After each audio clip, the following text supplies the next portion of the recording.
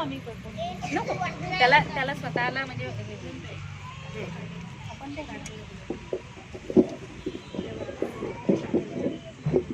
तुम्ही वर बसून पण फोटो शूट करा. नाही ठीक. नमस्कार, माझे नाव चैतन्य चंद्रशेखर लोखंडे. माझे गुरुजन आणि माझे बालमित्र यांना वंदन करून जी माझ्या आजीने मला एक गोष्ट सांगितलेली ती मी आज तुम्हाला सांगणार आहे. नामदेवांचं जन्मगाव हिंगोली. हिंगोलीला ते जन्मले. त्यांच्या वडिलांचं नाव दामाशेठ आणि आईचं नाव गोनाई. दोघंही पंढरीची वारी करणारे, विठ्ठलाचं भजन करणारे, विठ्ठलाला सर्व कार्य अर्पण करावं अशी वृत्ती असलेले आई वडील होते. ते शिंपी होते. शिंपी असल्यामुळे ते कपडे शिवायचे आणि बाजारात नेऊन विकायचे. तर त्यांना वेगवेगळ्या गावाला जावं लागायचं. एक दिवस ते नामदेवांच्या वडिलांनी त्याला हाक मारली, नामा इथे ये रे, उद्या मी गावाला जाणार आहे. तर माझ्या ऐवजी पांडुरंगाची पूजा तू करायची आणि पांडुरंगाला नैवेद्यही तू दाखवून यायचं, करशील ना? नामदेव म्हणाले हो करेल की. असं बोलणं झालं. आई पण म्हणाली, सकाळी लवकर उठ, स्नान कर, तुळशीला पाणी घाल आणि गंध लावून वगैरे पूजा करायला जा.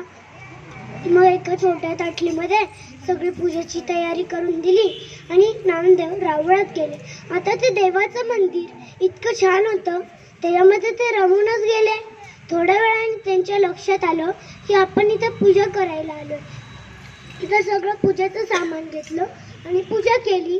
तर ते असं म्हणाले, आपल्या आईने आपल्याला गार पाणी दिलंय, पण आपल्या विठ्ठलाला आपण गार पाणी कसं घालायचं असे त्यांच्या मनात एक एक विचार येत गेले.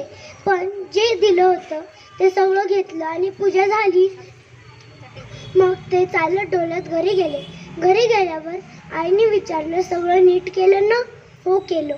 थोड्या वेळाने परत त्यांच्या आईला त्यांना हाक मारावे लागले, नामा इथे ये रे. आता नैवेद्य दाखवायला जायचं होतं, सगळं नैवेद्याचं तयार आहे, घेऊन जा असं म्हणाली. तर ते रावळात गेले. चौकोनी मंडल करायचं हे सुद्धा एवढ्याशा नामदेवांना माहिती होतं. तर तिथे तसं करून त्याच्यावर ताट ठेवलं आणि विनवतायत. असं म्हणतात, देवा जेवा, माझ्या आईने जे करून दिलंय ते खावा, लवकर नाही खा, मी घालू का?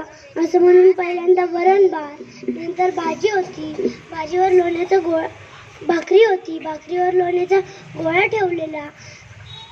नामदेव देवाला हात दाखवतात, खा देवा, पण देव काही खायला तयार नाही. देव आपला कटेवर हात ठेवून उभा. मग नामदेव विनवायला लागले, विनवी नामा विठुरायाला, घासावघा घ्यावा देवा, घासावघा घ्यावा असं विनवतात. पण देव काही ऐकायला तयार नाही.